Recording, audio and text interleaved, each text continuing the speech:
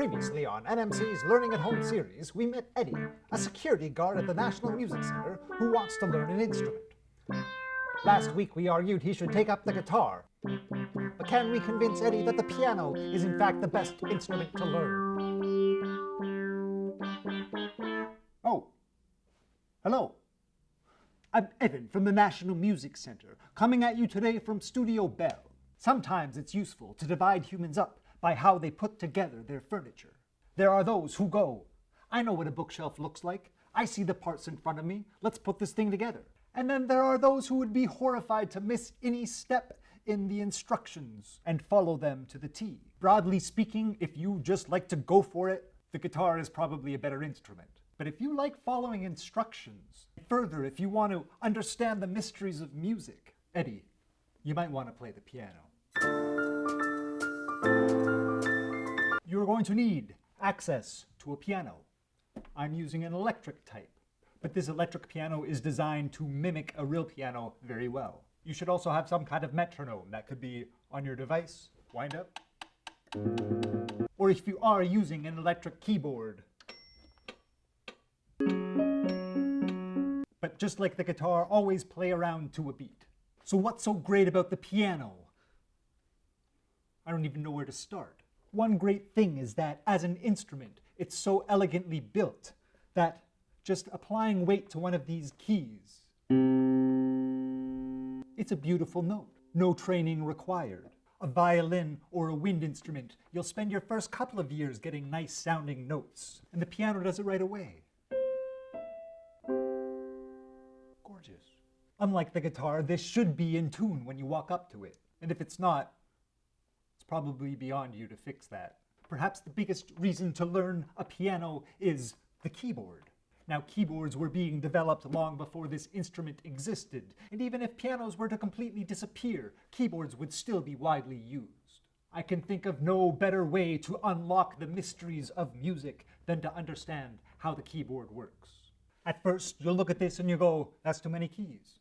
And if you have a full-size piano, you probably have 88 keys. Most of these are repeats. If you look closely, you'll see this repeating pattern of 2 black notes and 3 black notes. And that repeats, 2 black notes and then 3 black notes. So really that is only 12 unique notes. 1, 2, 3, 4, 5, 6, 7, 8, 9, 10, 11, 12, 13 is back to the original note. So this might seem a lot simpler when you realize that it's just this little chunk repeated about 7 times. 2, 3, 4, 5, 6, 7. Almost manageable. But if you've ever listened to 12-tone music, which you probably haven't, but if you did, then you know even 12 tones is a lot to keep track of. So for your first few times goofing around on the piano, I would recommend you pick either the black or the white keys. If you pick the black keys, you get a lovely pentatonic scale made out of 5 individual notes. And if you pick the white keys, you will get something called a diatonic scale made up of 7 individual notes. Both are fun to play around with. So here is my tip for playing around on a piano for the person who has no idea what they're doing.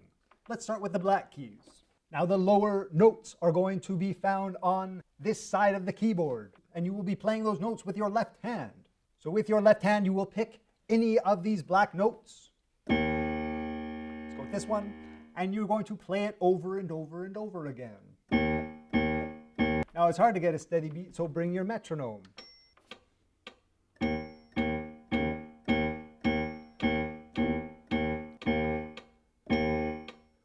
Is okay too. And with your other hand, just start trying the other notes and listen to how they sound with this one.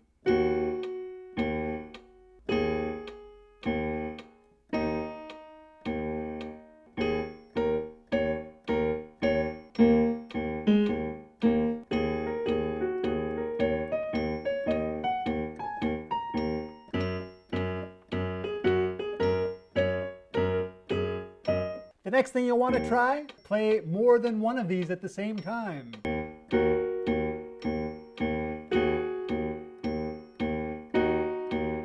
Don't forget these ones over here.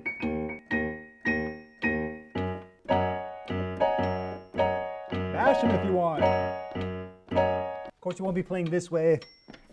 You're playing over here like this.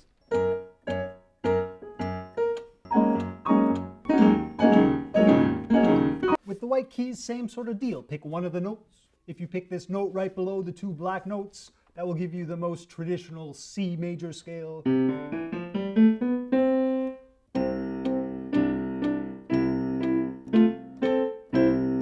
But you don't have to pick C. Whichever note you pick will give you a different flavor of scale or mode.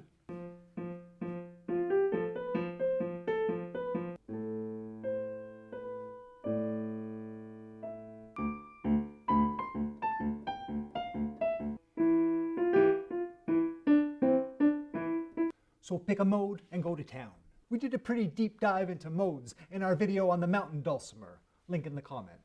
So if this is going well, if you're having fun, then you may have found your instrument. But I should warn you that it's a bit hard to go beyond what we've been doing without at least a little bit of training. And training is probably going to involve learning how to read music and practicing lots of little scale patterns. And if that isn't your cup of tea, I want to skip this one. Also, if you remember the guitar, we just made chord shapes, and then you could play those notes without really having to know all the notes involved. But if you want to play a chord on a piano, then you do have to know a bit more of your theory. If you want to play a C major chord, you have to play C, E, and G. But a D major, you need the F sharp. Or you have to know that a B flat major has the D and the F in it. So there's no one shape for all the chords. So there is more learning involved. But your time won't be wasted because learning that allows you to understand music so much better. You don't have to learn to read music. I got pretty far with the heart and soul method. But if you do want to learn to read musical notes, this is the best instrument to do it with. It's a lot like learning to type on a QWERTY keyboard, but a bit more complicated. And learning to read gives you access to a huge number of beautiful compositions that would be very hard to recreate by ear. I mean, one of my ultimate goals as a musician is to be able to just pull a score off the shelf and play it like I'm reading a novel. I'm not there yet, but that'd be cool. So, Eddie, the piano is arguably the most important instrument ever invented, and it's absolutely 100% worth your time. So pick the piano, pick the guitar, pick both. Can't go wrong. Till next time, happy exploring.